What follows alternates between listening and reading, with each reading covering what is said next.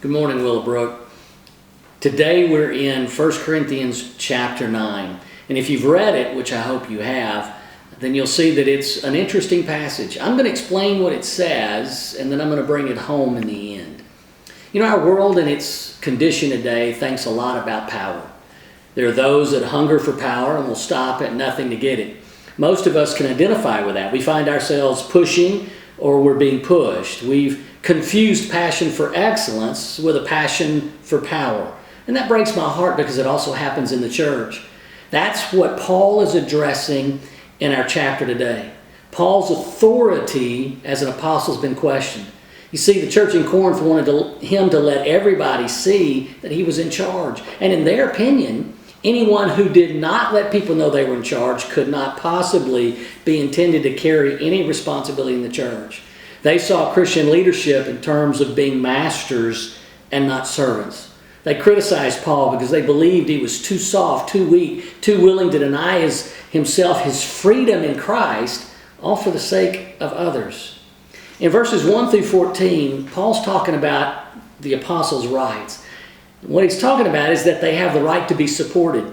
He summed it all up in verse 6 when he said, "Or is it only I and Barnabas who must work for a living?" Any minister has the right not to work to make ends meet. He has the right to be financially supported by the church. We call that a salary because the workman is worthy of his hire. When Paul says he has a right not to work for a living, he does not mean that there's no work involved in pastoral ministry. It's quite the opposite. But Paul also, in these verses, uses three metaphors. He uses the soldier, the farmer, and the shepherd. And they're commonly used in the Bible to explain Christian ministry because a soldier is given his weapons so that he can fight. The farmer doesn't have to go to Publix in order to have his vegetables. And the shepherd, well, he's going to get the milk and the meat from his flock that he's going to have on the table for his family without having to go buy it. Well, I mean, what could be more fair than that? His message is clear. Pastors should be taken care of from the produce of their flock, which is the church. Verse 14 says, "So also the Lord directed those who proclaimed the gospel to get their living from the gospel." What does that mean? This just is saying that ministry comes first and then the support of the ministry, not the other way around. I don't find anywhere in the New Testament that says you're supposed to raise your support and then launch a ministry.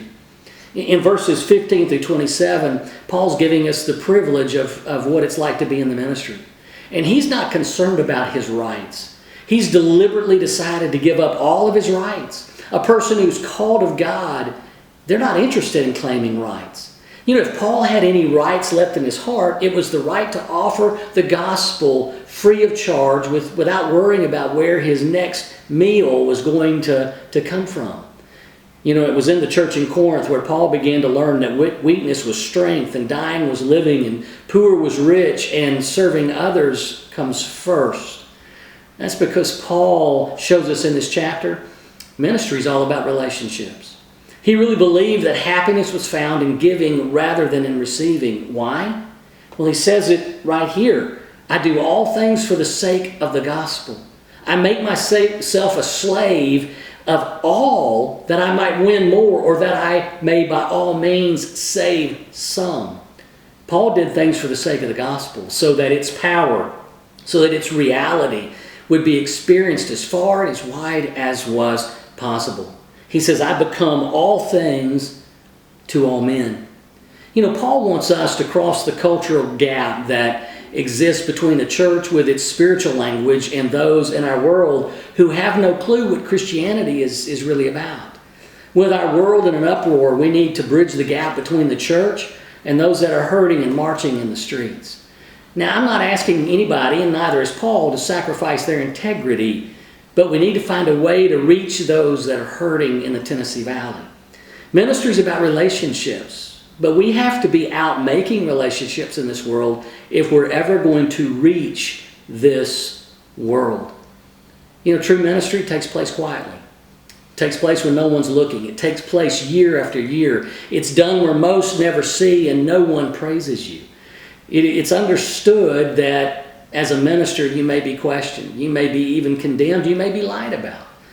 But real power and authority, it's not in self-promotion. It's about quietly doing what God has called you to do, whether anyone sees you or thanks you. Willowbrook family, our goal in life is to be useful to God whenever and wherever He pleases. That's what Paul is pleading for us to understand in this chapter. He was ready to give up anything if it interfered with his goal of being what God wanted him to be. So why does God have you in the year 2020 in this world? It's because of COVID or racial unrest and spiritual attack that He wants you to help? Yes, because God intends to use you. He made you for a purpose. He created you with your unique abilities and talents so that you could shine into this world as a bright light placed in a dark place. Family, we love you. Tomorrow, David's going to bring you chapter 10. God bless.